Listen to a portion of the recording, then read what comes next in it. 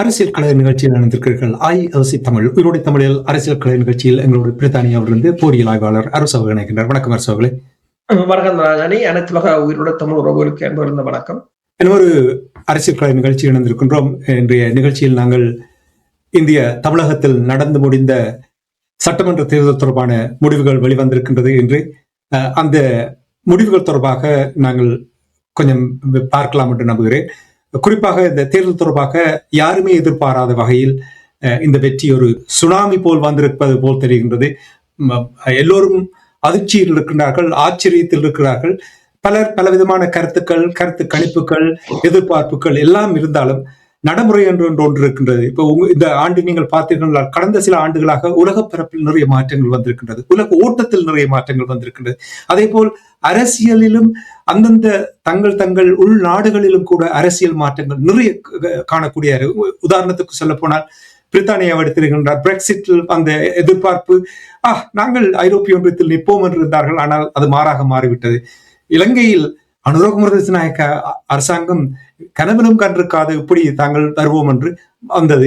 Donald Trump அவர்களுடைய 41 விழுக்காடு தான் அவருடைய அந்த கருத்து கணிப்பு காட்டிக் கொண்டிருந்தது. ஆனால் 67 உலகத்தில் பெரிய மாற்றங்கள் வந்து கொண்டிருக்கின்றன. அதற்கு நவீன தொழில்நுட்பமும் ஒரு முக்கிய பங்காக இருக்கின்றது என்றதை கூறலாம். அரசுகளை நீங்கள் இந்த தேர்தல் முடிவு வந்திருக்கிறது. விஜய் அவர்களுக்கும் நாங்கள் இந்த நேரத்தில் முதலில் வாழ்த்துக்களை தெரிவித்துக் கொண்டு 106 ஆசனங்களை பெற்றிருக்கின்றார். இன்னும் 12 ஆசனங்கள் தேவையாக இருக்கின்றது அறுதி பெரும்பான்மைக்கு. ஆனால் அது யாரிடமும் உதவி எடுக்க வேண்டிய ஒரு நிலைமைதான் இருக்கின்றது. நீங்கள் என்ன அவதானித்தீர்கள் என்று கூறுவீர்களா? உண்மைதான். என்னென்று சொன்னால் ஒரு மிகப்பெரிய ஒரு அலை ஒரு தமிழகத்தை புரட்டி போட்டிருக்கின்றது. இதுவரை காலமும் நீங்கள் பார்த்தீர்கள் என்று சொன்னால் இந்த மிகப்பெரிய வெற்றியை பெறுபவர்கள் ஏதோ ஒரு வகையில் அரசியல் பின்புலம் உள்ளவர்களாக இருப்பார்கள். வேறிய கட்சிகள் உறவுகள் இருக்கும். எம்ஜிஆர் கூட முதலில் வந்து ஆட்சியை தேர்தலில் நின்ற போது அதிமுக, அதாவது திமுகவில் இருந்த பல இடைநிலை தலைவர்கள், சட்ட வட்ட செயலாளர்கள் அப்படியானவர்களை தன்னுடன் இணைத்துக் கொண்டுதான் பயணித்தார். அது ஒரு கூட்டணி பேசி அதன் ஊடாகத்தான் அந்த வெற்றியை பெறக்கூடியதாக இருந்தது. ஆனால் இது அப்படி அல்ல. அதாவது முதலாவது தேர்தல் திடீரென்று ஒருவர் வருகிறார், தான் அரசியலில் நிற்க போறேன் என்று அறிவிக்கிறார். தான் 2026 ஆண்டுதான் நிற்பேன், இப்போது இல்லை என்று முதலில் கூறிவிட்டார். அதுவரையிலும் எல்லோரும் சரி 2026 ஆண்டு வரை ஏதோ 2 வாக்கை எடுப்பார், 2 சீட்டை எடுப்பார், 3 சீட்டை எடுப்பார் எல்லாரும் யோசித்தார்கள். ஆனால் ஆட்சியே தலைகளாக மாறும் என்று யோசிக்கவில்லை யாருமே. இது ஒரு சரித்திர தமிழக சரித்திரத்தில் வந்து இப்படியான ஒரு நிகழ்வை யாரும் எதிர்பார்க்கவில்லை. மக்களின் முடிவுக்கு நாங்கள் எப்பவும் தலைவணங்கத்தான் வேண்டும். அது மக்களின் முடிவு. என்று சொன்னால் அது அந்த மக்களை பொறுத்தவரையில் அவர்கள் உண்மையில் ஏமாற்றப்படவில்லை. ஏனென்றால் காசு கூட நிறைய கூறியிருந்தார்கள். இறுதி நேரத்தில் காசு கூட ஏனைய கட்சிகள் நிறைய செலவழித்திருந்தார்கள், காசை கொடுத்திருந்தார்கள். ஆனால் காசுகள் எல்லாவற்றையும் தாண்டி இந்த வெற்றி நிகழ்ந்திருக்கிறது. விஜயை பொறுத்தவரையில் உங்களுக்கு அண்மையில் இந்த இலக்கு ஊடகத்துல இந்தியாவிலிருந்து நேர்காணல் கொடுத்தவர் கூறியிருந்தார் என்று சொன்னால், பிரச்சாரத்துக்கு கூட ஒரு நாள் விட்டு ஒரு நாள் தான் போவார், அவருக்கு அவ்வளவுக்கு நேரம் இல்லை, அவர் புதுசாகத்தான் வந்தவர்கள். சில பகுதிகளில் நிற்கிற வேட்பாளரை அவருக்கு தெரியாது. அவர் இன்னும் கொஞ்சம் இத சிரத்தை எடுத்து செய்திருந்தார் என்று சொன்னால் 150 அள்ளி இருப்பார் என்று. அவர் அப்படியான ஒரு நிலைமை. மக்களுக்கும் ஒரு மாற்றம். இப்ப திராவிட கட்சிகள் மாறி மாறி அதிமுக திமுக வந்து முழுக்க ஊழல் தான். நீங்கள் ஒரு இதை பார்க்கலாம், அவருடைய படத்தை கூட வெளியிட விடவில்லை. அவர் நடித்த படத்தை கூட அது எல்லோருக்கும் தெரிகிறது, வேண்டும் என்று செய்கிறார்கள் என்றார். ஒரு முதலமைச்சர் இருக்கிறார் ஸ்டாலின், தனது மகனை துணை முதலமைச்சராக போடுகிறார். அப்ப குடும்ப ஆட்சி, குடும்ப ஊழல், இந்த இலங்கையில நடந்த மஹிந்த ராஜபக்சவின் ஆட்சி ஊழல் மாதிரித்தான் அத்தனை சகோதரர்களும் ஆட்சியில் இருந்தது போலதான். இது காலமாக. ஆனால் ஒன்று, தமிழர்களுக்கு தமிழகத்தின் தமிழர்கள் ஒன்றை யோசித்தார்கள், தமிழர் இனிமேல் ஆள வேண்டும் என்று. அந்த மக்களின் எண்ணத்தை விஜய் சரியாக பிடித்துக் கொண்டார். அவரை பொறுத்தவரையில் அவர் இப்ப அரசியல் சினிமாவில் வாய்ப்புகளை இழந்து ஒரு பணத்துக்காக வந்ததென்று இல்லை. சினிமாவிலும் அவர் பீக்காகத்தான் இருந்தார். அவர் அதை விட்டு அரசியலுக்கு போன போது பலர் இங்கு கூட பலருக்கு வேதனையாக இருந்தது. சினிமா பார்க்க முடியாது என்ற ஒரு இதாக இருந்தது மற்ற படங்களாக. அப்படித்தான் போனார். பலர் அரசியலில் இறங்கி இருக்கிறாங்க. ரஜினிகாந்தை பொறுத்தவரையில் வருவேன் என்றார். அவர் வரவில்லை. துணிச்சல் இல்லை. இது துணிச்சல் ஒன்று வேணும். நீங்கள் குதிப்பதற்கு ஒரு துணிச்சல் ஒன்று வேண்டும். வரவில்லை. ரஜினிகாந்த் பீக்காக இருந்த போது வந்திருந்தால் சில வேளை இப்படி ஒரு அலை வந்திருக்கலாம் சில வேளை. ஆனால் அந்த ரிஸ்கை அவர் எடுக்க விரும்பவில்லை. விஜய் எடுத்தார் அந்த ரிஸ்கை. எடுத்த போது கூட காரூர் பகுதியில் உங்களுக்கு தெரியும், ஒரு கூட்டத்தில் நெரிசலில் பலர் கொல்லப்பட்டிருந்தார்கள். அதுக்கு கூட விஜய் மீதுதான் அவர்தான் அதற்குரிய காரணம் என்று கூட பிரச்சாரங்கள் மேற்கொள்ளப்பட்டிருந்தன. அதற்கு பிறகு அவருடைய குடும்ப பிரச்சனை பின்னணி இழுக்கப்பட்டிருந்தது. ஆனால் அரசியலுக்கு வந்தால் இதெல்லாம் சந்தித்து தான் ஆக வேண்டும், வேற வழி இல்லை.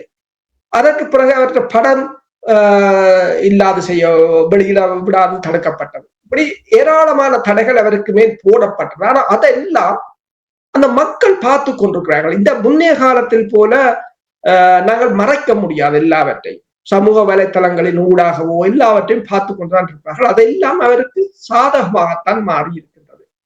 இப்ப மக்களுக்கு ஒரு மாற்றம் தேவைப்பட்டிருக்கிறது. தமிழர் ஆள வேண்டும் என்று முதலாவது ஒரு தமிழர், அதுவும் ஒரு எந்தவித அரசியல் கட்சியின் ஆதரவோ அல்லது அவர்களின் உதவிகளோ அற்று தனியாக நின்று 106 இடங்களை ஒரே தேர்தலில் முதலாவது தேர்தலில் வெற்றி பெற்றது என்பது. இப்ப இதுக்கு முதல் கதைத்தவர்கள் எல்லாம் 22%, 20%, 10% என்றெல்லாம் தான் கூறி இருந்தார்கள். அப்ப என்னென்று சொன்னால் இதில் ஒன்று விளங்குகிறது. இப்போ கருத்து கணிப்பை கூறுகின்ற ஊடகங்கள் கூட பெருமளவில் ஒவ்வொரு கட்சிகளின் நிதிகளை பெற்றுக் கொண்டு கூறுவர்கள் அதிகமாக இருக்கிறார்கள். பல புரோபகண்டா மெஷினாகத்தான், பிரச்சார பீரங்கிகளாகத்தான் செயற்படுகின்றன. ஆனால் அதுக்கும் மக்களின் உணர்வுகளுக்கும் இடையில் கடுமையான வேறுபாடு இருக்கின்றது.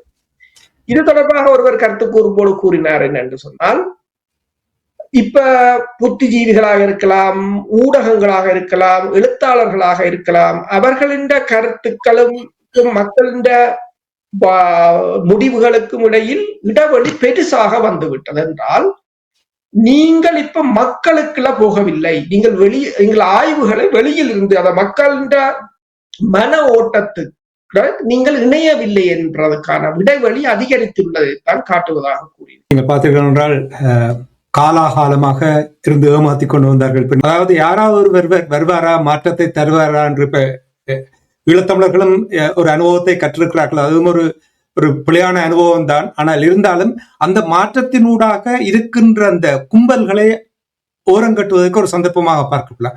இது விஜய்க்கு கிடைத்திருக்கின்ற நல்ல ஒரு சந்தர்ப்பம். அவர் அதை சாதகமாக பயன்படுத்தினார் என்றால் ஒரு நீண்ட காலம் அவர் ஆட்சியில் இருப்பதற்கு, தன்னை நிலைநிறுத்துவதற்கு இதை பயன்படுத்தலாம் என்று கூறுகிறார். நீங்கள் கூறுவது சரி. அதாவது நீங்கள் பார்த்தீர்கள் மெயின் ஸ்ட்ரீம் மீடியாவில் காட்டுவதை இப்பொழுது பார்த்துவிட்டு மக்கள் வாக்களிப்பதில்லை.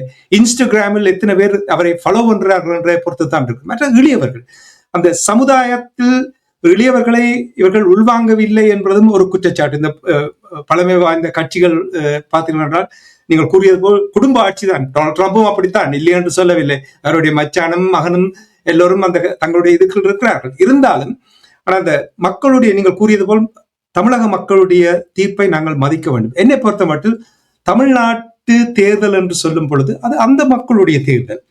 அதற்கு நாங்கள் போய் தலையிடுவதற்கும், நாங்கள் இருந்து பார்த்து மகிழ்ந்து அவர்கள் என்ன எப்படி வாக்களிக்கிறார்களோ அதை மதிப்பதுதான் எங்களுடைய ஒரு நல்ல குணமாக நான் பார்க்கிறேன். தமிழர்களுக்கும் ஈழத்தமிழர்களுக்கும் இடையில் நிறைய ஒற்றுமை இருக்கிறது. மொழியால், பண்பு, மத ரீதியாக நிறைய ஒற்றுமைகள் இருக்கின்றது. அதை மட்டும் நாங்கள் பார்த்துக்கொண்டு யார் ஆட்சிக்கு வந்தாலும் அவர்களோடு நாங்கள் ஈழத்தமிழர்களுடைய பிரச்சனைகளை கையாளுவதற்கான ஒரு வழியைத்தான் பார்க்க வேண்டும் என்று நான் எப்பொழுதுமே விரும்புவேன். அதைத்தான் தொடர்ந்தும் நான் விரும்புவேன். அப்படித்தான் எங்களுடைய மக்கள். அங்கே நாங்கள் எப்படி ஆட்சி மாற்றத்தை ஏற்படுத்த முடியும்? நீங்கள் பார்த்தீங்கன்னா ஈழத்தமிழர்கள் ட்ராப் இன் தி ஓஷன் என்று சொல்வார்கள். நாங்கள் கம்பேர் பண்ணி பார்த்தால் தமிழகத்தையும் ஈழத்தமிழர்களையும் ஒப்பிட்டு பார்த்தீர்கள் என்றால் சனத்தொகையை எடுத்தீர்கள் என்றால் ட்ராப் இன் தி ஓஷன். ஏன் நாங்கள் அப்படி மாற்றத்தை ஏற்படுத்த வேண்டும் என்றெல்லாம் பார்க்க வேண்டும். இது எனக்கு எப்பயுமே புரிந்து கொள்ள முடியாமல் இருக்கின்றது. சரி, இந்த மாற்றம் எவ்வாறு எதிர்பார்க்கப்படும்? அதாவது விஜய்க்கும் கூட ஒரு இலகுவான விடயமாக இருக்க போவதில்லை. ஏனென்றால் நிறைய எதிர்பார்ப்புகள் இருக்கும். ஒரு இளையவரை தெரிவு செய்திருக்கிறார்கள், புதிய ஒரு பிளட் வந்திருக்கின்ற சொல்லும் பொழுது விஜய்க்கு இது எவ்வளவு சவாலாக இருக்கும், அல்லது சந்தர்ப்பத்தை தொடர்ந்து கொடுப்பதற்கான வாய்ப்புகள் இருக்கிறதா? அவர் இதை சரியாக பயன்படுத்தி கொண்டாராக இருந்தால் அடுத்து வரும் 20-30 வருஷங்களுக்கு யாரும் கிட்டவும் நெருங்க முடியாத ஒரு சக்தியாகத்தான் இருக்கிறார். அதாவது ஒரு காணொலியில் நீங்கள் பார்க்கலாம், அவர் இந்த கார் சாரதியின் மகனை ஒரு எம்எல்ஏ வேட்பாளராக நிறுத்தியிருந்தார். அவர் தன்னை எதிர்த்து நின்ற மிக பிரபலமான திமுக தலைவரை எடுத்து வெற்றி பெற்றிருந்தார். அவர் இந்த கார் ஓட்டுநர் மகன். அப்படித்தான் பலரை அவருக்கு தெரியவும் மாட்டுது. இன்னும் பலர் இன்னொரு அமைச்சர் இதில் மோனூலில் வந்து எழுதியிருக்கிறார். அதாவது அவர் கோவிட் காலமாக இருக்கலாம், இந்த வெள்ளப்பெருக்கு காலமாக இருக்கலாம், ஓடி ஓடி ஓடி ஓடி உழைத்தார். ஆனால் எதுக்குமே தெரியாத ஒரு விஜயின் ஆள் அவரை தோற்கடிச்சு வெற்றி விட்டு போய்விட்டார். இப்போது மக்கள் இளைஞர்களை விரும்புகிறார்கள், அடுத்த ஜெனரேஷனை விரும்புகிறார்கள். இவர்கள் எல்லோரும் சட்டத்தை எழுதி வைத்து விட்டு சட்டத்தை வைத்துக் கொண்டு மக்களை ஏமாற்றி பிழைத்துக் கொண்டிருக்கிறார்கள். அதாவது நழுவல் போக்கு, அங்கே ஒரு கதை, டெல்லியில போய் ஒரு கதை, இங்க வந்த ஒரு கதை என்று அந்த காலத்தை கடத்துவது. இப்ப இருக்கிற சடத்துக்கு அந்த காலம், இப்ப நீங்க பாத்துக்கிட்ட ஒரு வீடியோ கூட ஒரு கொஞ்ச நேரத்துக்கு தான் கொடுக்க வேண்டும், நீண்ட பார்க்க மாட்டாங்க. அதே போல இப்ப காலம் கடத்துவதை மக்கள் விரும்பவில்லை. ஈழத்தில் இருந்து ஒருவர் எழுதியிருக்கிறார், இது ஈழத்து இளைஞர்களுக்கு ஒரு முன்மாதிரி. அவர்களும் இந்த கிராமம் ரீதியாக இருந்து மக்களுக்கு வளர்ந்து வந்து இப்படி அடுத்த தேர்தலில் ஈழத்திலையும் இளைஞர்கள் தான் பெற வேண்டும் என்று ஒருத்தர் தமிழ் வடக்கு கிழக்குல ஒருத்தர் எழுதியிருக்கிறார். இது ஈழத்துல ஒரு முன்மாதிரியாக இருக்கும் என்று. உண்மையால் இப்ப விஜயை பொறுத்தவரையில் அவர் போலியாக பேசவில்லை. நான் அவைக்கு ஒருத்தரையும் அவமானப்படுத்தவில்லை. இன்னொரு நாட்டு நாங்கள் அவர் ஈழத்தமிழர் தொடர்பாக கூட என்ன அவற்றை மக்களுக்கு அரசியலை செய்தார். அதுதான் அங்கு முக்கியமாக இருந்தது. இப்ப போலி தேசியம் பேசவில்லை. இப்ப தமிழ் தேசியம் என்றது என்னென்று சொன்னால், தமிழ் தேசியம் எப்பவும் வாழும், அது ஒரு நாளும் சாகாது. ஆனால் போலி தேசியம் அது சாகும். இது ஒரு மக்கள் அளித்த தீர்ப்பாகத்தான் நீங்கள் பார்க்கலாம். விடுதலை புலிகள் 2 பேர் வைத்து 50வது ஆண்டு இந்த மே மாதம் 5ஆம் தேதி அது தமிழகத்துல இதுவரை இருந்த பழங்கட்சிகளை எல்லாம் தள்ளி ஒரு தமிழர் ஆட்சிக்கு வந்திருக்கிறார். அந்த நேரத்தில் இது இயற்கை. தலைவர் ஒன்றை கூறுவார், இயற்கை எனது நண்பன் என்று சொல்லி. காலம் மாற்றும் எல்லாவற்றையும். உங்களுக்கு இந்த அமெரிக்காவின் 100 கால ஆட்சி ஈரானில் போய் எப்படி சிதைந்து போய் கிடக்கிறதோ என்று சொல்லி இவர்கள் மாறி மாறி அங்கேயும் ஒரு கதை, இங்கேயும் கதையை, தமிழர்களையும் ஏமாற்றுவது, அங்குள்ள மக்களையும் ஏமாற்றுவது மக்களுக்கு இப்போது தெரிகிறது. மற்ற எல்லோரும் படித்திருக்கிறார்கள். உங்களுக்கு தெரியும் ஈரான் என்ன இந்த போரில் வென்றது, தொழில்நுட்பம். அவர்கள் படிக்கிறார்கள். கடைசியாக அடித்த ஏவுகணை கூட அவர் என்ன கூறினார்கள் என்று சொன்னால், அது ஈரான் இளைஞர்கள் தயாரித்தான் கூறுவார். அவர்களால் அதை செய்தார்கள், அவர்களால் அதில் முறமாக நிற்கிறார்கள். அதே போலதான் இப்போது இளைஞர்கள் இந்த காலமாகத்தான் இருக்கின்றது. அப்ப அவர்களுக்காக பெற்றோர்களும் வழிவிட்டு இருக்கிறார்கள். அல்லது இந்த பெரிய ஒரு மாற்றம் வந்திருக்காது. இப்ப பெற்றோர்களும் தங்கள் பிள்ளைகளுக்காக ஒரு வழியை திறந்திருக்கிறார்கள். இந்த பழைய இடத்திலிருந்து நாங்கள் மீளுவோம் என்று சொல்லி மாறி மாறி திராவிட கட்சிகள் இன்று ஒரு தமிழர் வந்திருப்பது மிகவும் ஒரு வரவேற்கத்தக்க விடயமாகத்தான் இருக்கிறது. ஈழத்தமிழர்களை பொறுத்தவரையில் அவர்களுடன் ஒரு நல்ல உறவை ஏற்படுத்த வேண்டும். விடுதலை புலிகள் எவ்வாறு எம்ஜிஆருடன் ஒரு நல்ல உறவை வைத்திருந்தார்களோ அதே போல ஒரு உறவை ஏற்படுத்த வேண்டும். அதற்கு முதலில் அவரிடம் மண்டபம் முகாமில் இருக்கின்ற தமிழர்கள் உண்மையாக அவருக்கு வாழ்த்து தெரிவிப்பது மட்டுமல்லாது மண்டபமாக முகாமில் இருக்கின்ற ஈழத்தமிழர்களின் பிரச்சனை, மீன்பிடி பிரச்சனை, அங்க எது தொடர்பாக எல்லைகள் தொடர்பான பிரச்சனை, ஒரு என்னென்று சொல்வது, ஒரு நட்பான ராஜதந்திர உறவுகளின் ஊடாக. என்றால் இந்தியாவை பொறுத்தவரையில் இந்தியா ஒரு நாடு, ஈழம் இன்னொரு நாடு. நாங்கள் ரெண்டும் ஒன்று இல்லை என்றதை நாங்கள் முதலாவது யோசிப்போம். அவர்களும் எங்கள் அரசியலுக்கு தலையிட முடியாது, நாங்களும் அவர்களுடைய அரசியலுக்கு தலையிட முடியாது. அது மத்திய அரசு சார்பாக தமிழக அரசில் முந்தி இருந்தவர்கள் திமுகவோ அதிமுகவோ என்ன செய்திருந்தாலும் அதற்காக நாங்கள் போய் அங்கு ஆட்சியை மாற்றுகிறோம், அவரை வீட்டுக்கு கலைக்கிறோம் என்று நாங்கள் சொல்ல முடியாது. அது சொன்னால் அது முட்டாள்தனம். ஒட்டுமொத்த மக்களின் இழப்பை நாங்கள் சந்திப்போம். இன்றைக்கு பாருங்கள், அப்படி சொன்னவர்கள் என்ன நிலையில் இருக்கிறார்கள். அப்ப முதலில் நாங்கள் யோசிக்க வேண்டும். இப்ப அமெரிக்கா ரஷ்யா அமெரிக்காக பிரித்தானியா என்ன சொல்லு, தங்கள தேர்தலில் ரஷ்யா தலையிடுகிறது, சீனா தலையிடுகிறது என்று சொல்லும் போது அது ஒரு பிளாக் மார்க்காகத்தான் பதிச்சு வைக்கிறாங்க. இப்ப எங்களுக்கும் அதுதான் வேற. இப்ப நாங்கள் அப்படி ஒரு சிலர் கட்சிகளை நாங்கள் ஆதரித்து விட்டு இப்படி நாங்கள் போய் ஒரு ஒரு நல்ல உறவை வளர்க்க முடியாது. எதையும் நாங்கள் பேசும் போதோ செயல்படும் போதோ முதலில் ஆள சிந்திக்க வேண்டும். அடுத்தது ராஜதந்திர ரீதியாக அதை யோசிக்க வேண்டும். நாங்கள் என்ன செய்கிறோம், எந்த நாட்டுக்கு மற்றது எங்கள் விடுதலையை வென்றெடுப்பதற்கு இன்னொருவரை வாடகைக்கு கூட்டியிட முடியாது. இன்னொரு நாட்டுக்காரர் அதை முதல் விளங்க உங்கள் விடுதலையை நீங்கள் தான் பெற்றுக் கொள்ளலாம். இப்ப தமிழக மக்கள் வேற்று நாட்டொருத்தருக்கு வாக்களிக்கவில்லை, தங்கள் தலைவலியை மாற்ற தங்கள் இனத்தில் இருந்தொருத்தர் தான் தேர்ந்தெடுத்திருக்கிறார். அதைத்தான் நான் எங்களுக்கு சொல்கிறேன். இங்கிருந்து போய் தமிழகத்தில் இருந்து ஒருவரை கூட்டியது அங்கு அவரை ஆட்சியை மாற்றி தமிழகத்தில் ஆட்சியை மாற்றி தமிழகத்தில் அது வேண்டும் என்று சொன்னால் கற்பனைக்கு ஒத்ததாக இருக்குமே தவிர நடைமுறைக்கு சாத்தியமற்ற. கற்பனையாம இருக்கலாம், நடைமுறைக்கு சாத்தியமா இருக்கலாம். உங்கள்கிட்ட என்ன அதிகாரம் இருக்குது? உங்களால் ஒரு 1.5 லட்சம் மக்களை கூட உங்களால் சரியாக பராமரிக்க முடியவில்லை, கண்காணிக்க முடியவில்லை, அதற்கு உதவி வழங்க முடியவில்லை. இன்னும் ஒரு நாட்டுக்கு போய் ஆட்சி மாற்ற நீங்கள் நினைப்பது ஏற்க முடியாத ஒரு விடயமாகத்தான் நான் பார்க்கிறேன். நீங்கள் கூறுவது போல் நண்பர்கள் நமக்கு தேவை. எல்லோரையுமே நாங்கள் நண்பர்களாக பார்க்க வேண்டும். யார் அங்கே இன்னும் ஒரு நாடு, அது எங்களுடைய பிரதேசம் இல்லை, அது இன்னும் ஒரு நாடு. அந்த நாட்டில் இருப்பவர்களோடு நாங்கள் அனைவரோடும் நல்ல ஒரு உறவை கட்டி எழுப்ப வேண்டும் என்பதுதான் என்னுடைய விருப்பம். மீண்டும் தாசிசியஸ் மாஸ்டர் அவர்கள் ஜெயலலிதா அம்மையார் இருந்த பொழுது கூறியதைத்தான் நான் நினைவில் வைத்திருக்கிறேன். அதாவது சட்டமன்றத்தில் அவர் கொண்டு வந்த தீர்மானம், ஈழத்து தமிழர்களுக்கு நடந்த இனப்படுகொலை என்ற தீர்மானம் கூட அவர் போராட்டத்துக்கு எதிராக இருந்தவர். இருந்தாலும் பாருங்கள் எப்படி அதை செய்தார். அப்ப அந்த உறவுகளை அப்படி கட்டி எழுப்பி நாங்கள் நல்ல ஒரு உறவை வைத்திருப்பதான் புத்திசாலித்தனமாக நான் பார்க்கிறேன் என்று கூறிக்கொண்டு அரசு நிகழ்ச்சி என்று கொண்டு வருவதற்கு முன்னாக இந்த தேர்தலினூடாக என்ன பாடத்தை ஈழத்தமிழர்கள் கற்றுக்கொள்ளலாம்? இப்ப நான் கேட்பது அங்கே நடந்த மாற்றங்கள், அதை பற்றி கேட்கவில்லை. அந்த அந்த அந்த ப்ரோசஸ் இருக்கிறதானே, அந்த நடந்த விடயங்களை அவதானித்தால் இதிலிருந்து என்ன பாடத்தை ஈழத்தமிழர்கள் கற்றுக்கொள்ளலாம்? அதாவது பழையன கழிதலும் புதியன புகுதலும் என்று சொல்வார்கள். எங்களுக்கும் அவ்வாறான ஒரு மாற்றம் தேவை.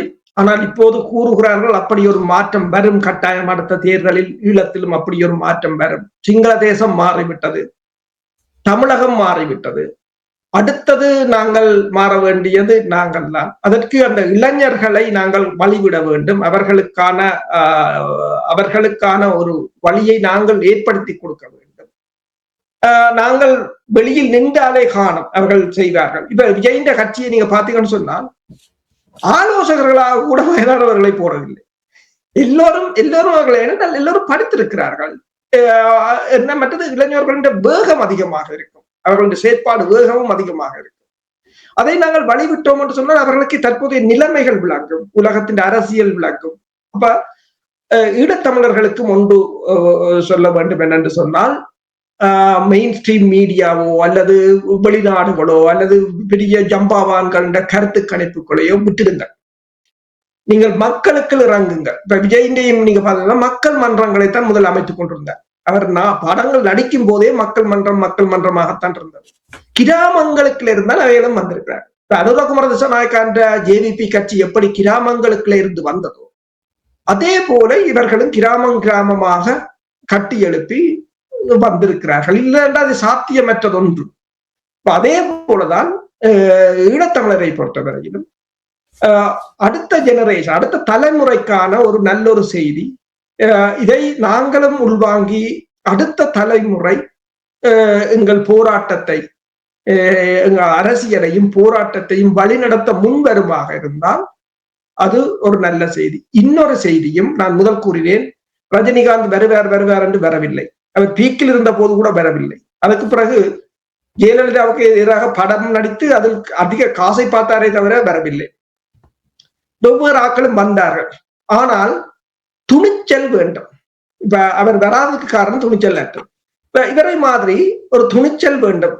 அரசியல் என்றாலும் சரி, போராட்டம் என்றாலும் சரி, அந்த துணிச்சல் மிக்க இளைஞர்களாக நீங்கள் மாறுவீர்களாக இருந்தால், கொண்ட இலட்சியத்துக்காக நீங்கள் கிராமங்களிலிருந்து உங்கள் மக்களிட மனதுகளிலிருந்து நீங்கள் மக்களிட விருப்பை அறிந்து நீங்கள் செயற்படுவீர்களாக இருந்தால், மக்கள் தான் பலம். நான் முதலும் கூறினேன், எங்களுக்குரிய அதிகாரத்தை தர வேண்டியதா இந்தியாவோ அமெரிக்காவோ ஐநாவோ இல்லை, உங்களோட மக்கள் தான் தரணும். முதல் மக்கள் ஒரு அதிகாரத்தை தருவார்களாக இருந்தால் அதுக்கு பிறகு நாங்கள் பேரம் பேசும் சக்தியாக நாங்கள் உருவெடுப்போம்.